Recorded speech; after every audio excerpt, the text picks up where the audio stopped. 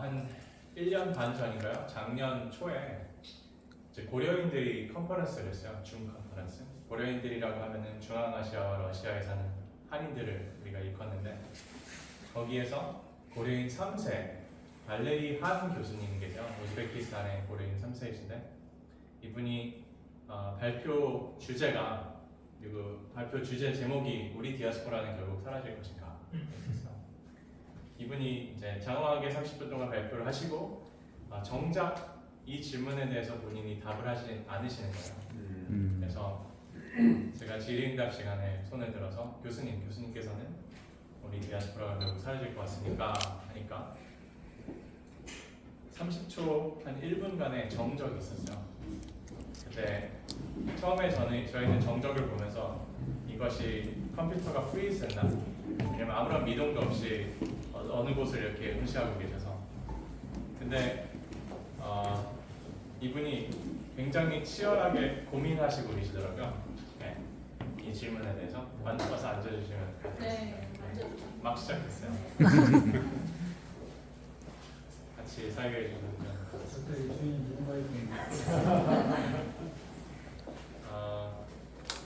이분께서 저의 질문에 대해 본인의 의제인 이 질문에 대해서 고뇌하시더라고요.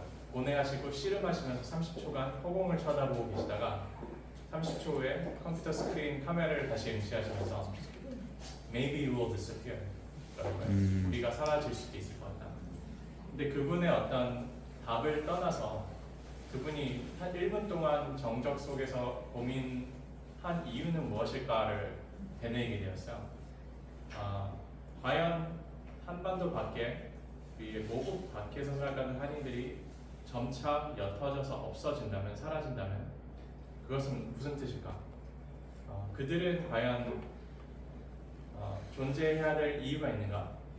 그들이 만약 사라지지 않는다면 그들이 수호해야 할 어떤 정체성, 가치관, 문화, 역사적 기억은 과연 어떤 것이어야 될까? 뭐 그런 생각을 이제 막 하게 됐습니다. 저는 그 30초의 정적이 저의 머릿속을 굉장히 복잡하게 만들었어요. 이 질문을 저희 같이 오늘 풀어나가겠습니다. 필연적으로 디아스포라라는 정체성을 제가 찾기까지 그 화두를 좁게 된 이유가 이제 정체성에 대한 고민 때문에 시작한 거예요. 제가 좋아하는 교수님 중에서 강남순 교수님이라고 계신데, 신학자이자 철학자신데, 그분이 정체성이란 소수자들의 담론이다 라고 말씀하셨어요. 왜냐? 다수면은 정체성을 고민할 이유가 없다는 거죠. 소수자들만 할 수 있는 담론이 바로 정체성에 대한 고민인데, 저 역시 정체성 때문에 디아스포라 여정을 밟게 되었고, 그 밟게 된 단계가 저의 경우는 이런 단계였습니다. 한국인에서 시작해서 재미한인이 되었다고 생각하는 계기, 더 나아가서 코리안 디아스포라, 좀 진부하게 들리실 수 있지만 자본, 세계 시민, 글로벌 시티즌, 코스모폴리탄 등으로 표현이 될 수 있겠죠. 이것은 절대적인 기준이 당연히 아니고 제가 갖고 있는 저만의 여정인데, 간혹 세계 시민에서 출발했다가 디아스포라의 일원으로서, 재미 한인으로서, 한국인으로서 바뀌는 경우가 있을 수도 있고요. 이거는 유기적인 거니까 스스로 비교하시면서 들려주셨으면 좋겠어요. 저는 미국에서 태어났어요. 미국에서 아버님께서 유학하실 때 태어나서 미국에 이제 엄마랑 어렸을 때 찍은 사진이고, 제가 4살이 되던 해 아버님께서 국내 잡을 찾으셔가지고 이제 한국으로 왔죠.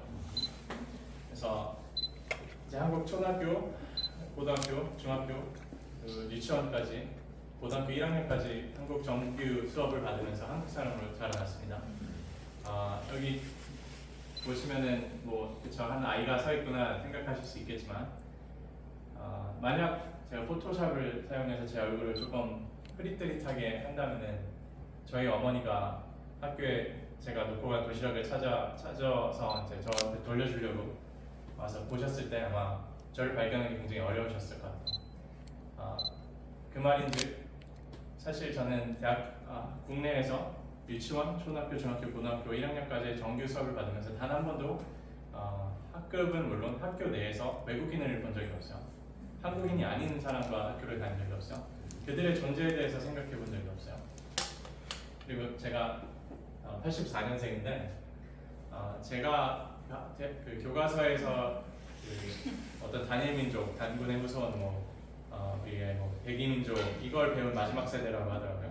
그러니까 살구색이 아니고 살색으로 배우던 마지막 그리고 저희 다음에부터 이제 이런 게 조금 시정되기 시작했는데 그래서 실제 다양성이 우리나라가 그렇게 부족한지 제가 위키피디아 구글을 찾아봤어요.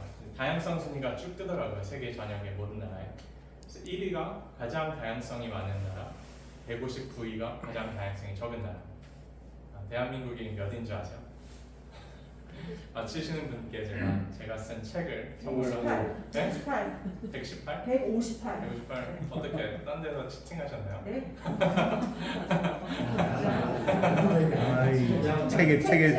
책에 눈이 어두워가지고. 네, 소스가 어디셨던 맞았습니다. 우리나라가 꼴찌에서 두 번째 했는데 꼴찌가 누굴까요?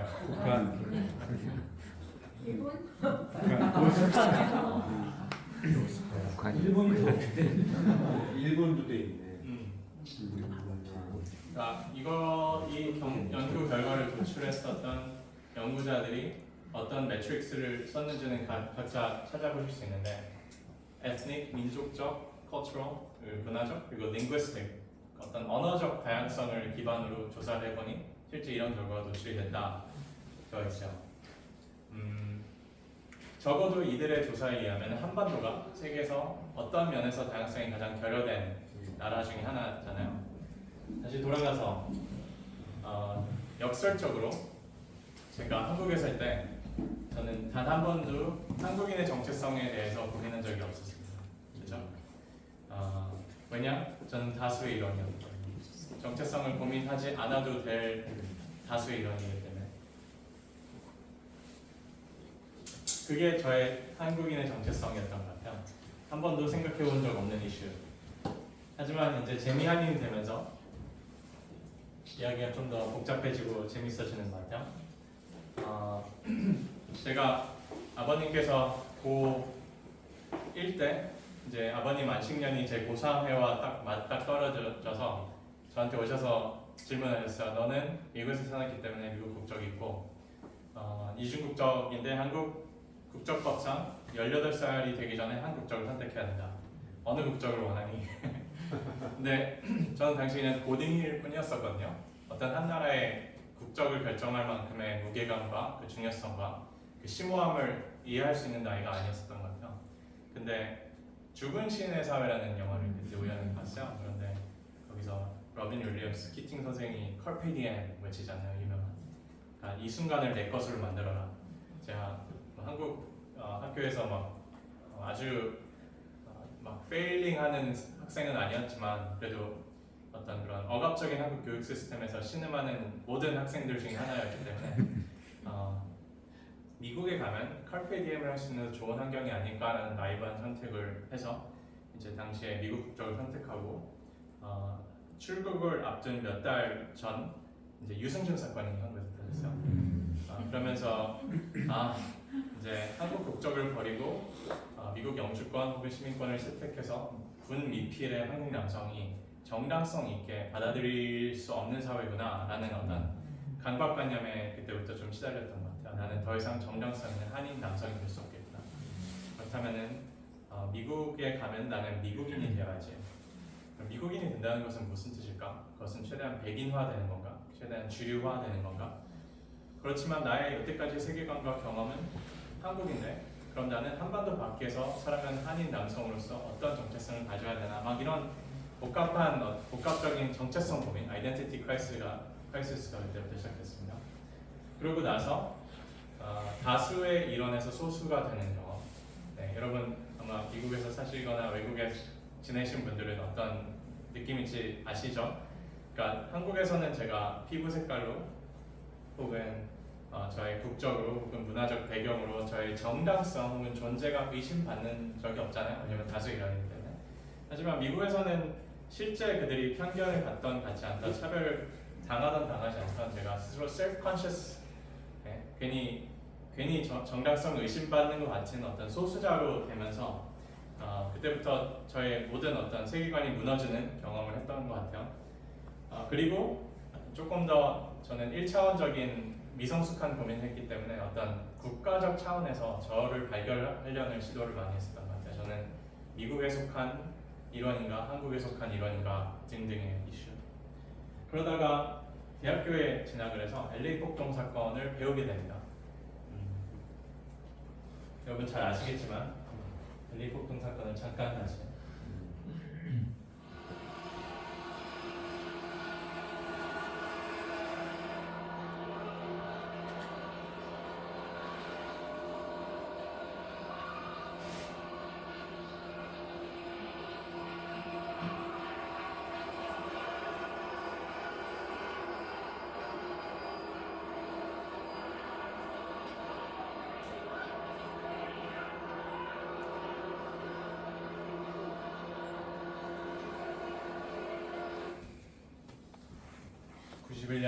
한 흑인 남성, 로드니 킹이라는 흑인 남성이 백인 경찰 16명이 둘러싸여서 구타당하는 장면이 찍혔어요.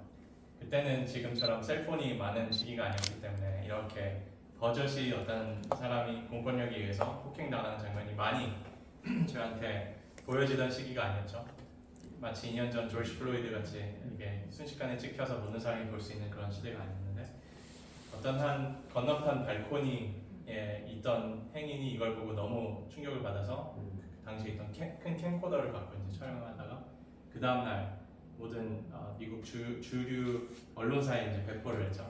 그러니까 초기에 이제 조지 플로이드 사건이 일어나고 BLM 사건이 터졌던 것처럼 굉장히 많은 사람들이 격려했죠. 저거 봐라, 공권력 만행이다. 저거 봐라, 구조적 차별이다. 저거 봐라, 경찰들의 어떤 소수민족 탄압이다. 저거 봐라, 백인 우월주의적 결과물이다.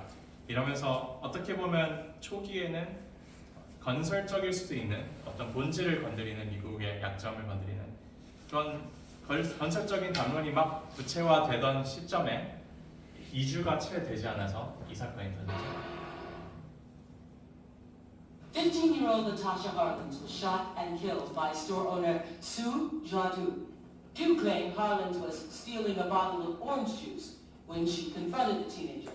The store security cameras captured the incident on videotape as Harlins repeatedly hits Ju, who takes a gun from under the counter. Ju claims she accidentally pulled the trigger, killing the teenager. Members of the black community charged the shooting was racially motivated.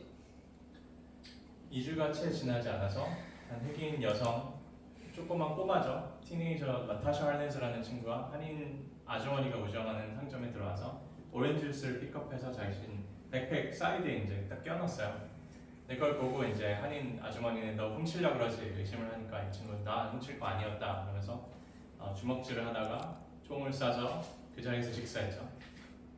나중에 경찰이 나타샤 할렌스 주머니에서 지폐를 발견했다고요. 주스를 낼 수 있을 만큼. 그 진위 여부를 떠나서 이 사건이 터지자 미국 주요 언론에서 지금 여러분들께서 보셨던 이 흑백 CCTV 영상을 몇 주간, 몇 달간 계속 보여주기 시작하죠. 이것은 제가 하는 주장이 아니고 이 사건을 오랫동안 연구했었던 코리안 아메리칸 액티비스트들 혹은 이제 지식인들, 언론인들이 이제 하는 말인데 그 전에 있었던 어떤 미국의 근본적인 구조에 대한 그런 저항의 목소리가 이 사건이 터지고 나서 LA 타임스 등 주요 언론 매개체들이 한흑 갈등을 굉장히 부추기기 시작했다고요. 그러니까 왜 서로 싫어하는가 그게 집중 조명되기 시작하고 그렇기 때문에 갑자기 타겟이 좀 바뀐 거죠. 그 전에는 어떤 미국의 흑백 갈등에서 갑자기 한흑 갈등으로 사건이 변질되었죠. 1년이 지나서 로드니 킹을 구타했던 4명의 경찰이 기소가 되어서 재판을 받았는데 무죄가 났을까요? 유죄가 났을까요? 네, 무죄가 났고 곧바로 Let's start rolling some of the videotape. We were in an area right outside of Koreatown. There are a lot of Korean businesses in that area, and here we go. Once again, we got there just as this market was starting to be Look at these people pouring out of the shoe store. You gotta wonder what's going on in these people's minds. Wonder what's going on inside these stores? Well, we took some shots here.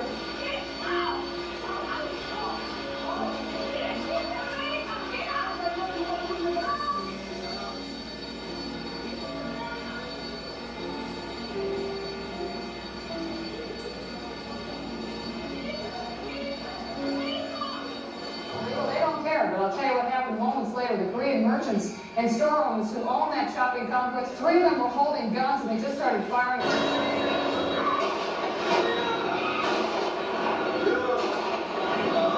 They actually pulled out loaded guns, but they were, their bullets still. 재판 결과가 나오자마자 이제 한인타운 그 사우스 센트럴 등 72시간 동안 공권력이 이들을 위해서 지켜주지 않았어요. 72시간 동안 경찰이 보이지 않았어요. 여러분 LA 가신 분들은 다 잘 아시겠지만 LA 바로 옆에 할리우드가 있고 할리우드 옆에 웨스트우드, 베버리 힐스 이런 부자 동네가 있잖아. 부자 동네 베버리 힐스, 웨스트우드 앞에 가서 바리케이드를 치고 폭군들이 여기까지 넘어오지 않게 72시간 동안 한인타운이 멀리서 불타 없어지는 것을 그냥 바라만 보고 있었어요. 이거는 물증과 신빙 다 증거가 있고 제가 앞서서 제 정체성 고민을 했다고 그랬잖아요. 그러니까 나는 미국인인가 한국인인가 나는 그 두 나라 사이에서 어느 스펙트럼에 내가 놓여져 있는가를 고민하던 시기에 제가 대학교 2학년 때 이제 재미 한인 대학생 연합회라는 큰 컨퍼런스를 갔는데 거기에 어떤 한 할아버지가 앉아 계셨어요. 언론인이신데 기자인데 80살 먹은 이 할아버지가 저희한테 욕을 하시면서 LA 폭동 사건의 중요성에 대해서 이제 막 토론을 하시는 거예요. 너무나 충격적이어서 제가 당시 영어 학도였기 때문에 캠코더를 갖고 이 할아버지가 저희한테 막 호통치시는 걸 찍었어요. 근데 저는 우연하게 제 인생이 바뀌는 순간에 제가 촬영하고 있었거든요. 이 할아버지가 말씀하셨던 것이 LA 폭동 사건으로 인해서 자신은 재미 한인이 되었다라는 말씀이신데 그 순간 제가 재미 한인이 되는 것 같은 어떤 영적인 경험을 했던 것 같아요. 그 사건을 제가 촬영을 했고 그 촬영된 내용이 사실 지금 개봉한 초선이라는 영화의 오프닝으로 사용이 되거든요. 보여드릴게요.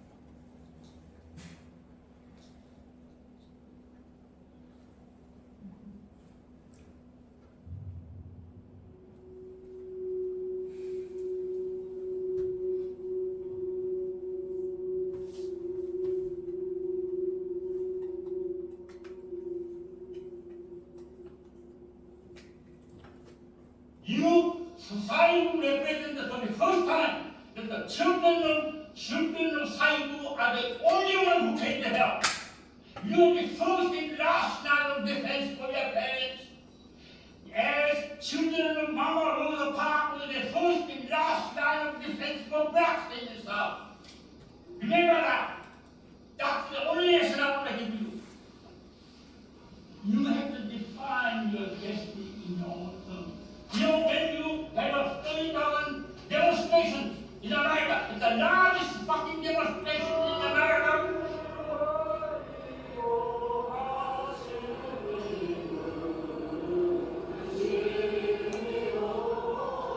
다른 커뮤니티하고도 좀 더 협조해서 이 문화의 주류 속에 빨리 우리가 들어가서 좋은 미국 시민의 일원이 되기를 바랍니다. 자이고 폭동이 있기 전까지는 우리는 한국 사람이었어요.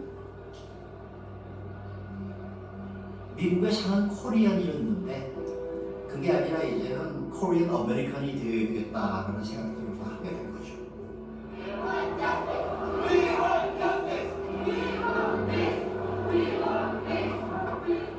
Carried out by your parents who doesn't have fucking years.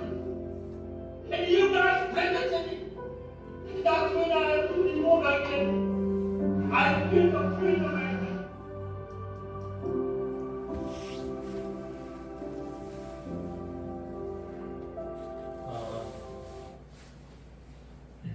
이제 재미 한인이 되는 과정, 자이구 전후를 나뉘어서 한인 이민자에서 재미 한인이 되는 과정.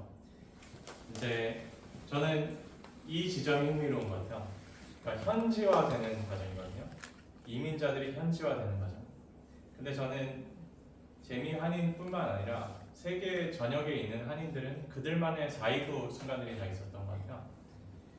제가 제중동포 조선족 친구한테 너네들의 자이브는 언제였냐? 그러니까 이 친구가 문화 대혁명 시절을 일컫더라고요. 우리가 지리적으로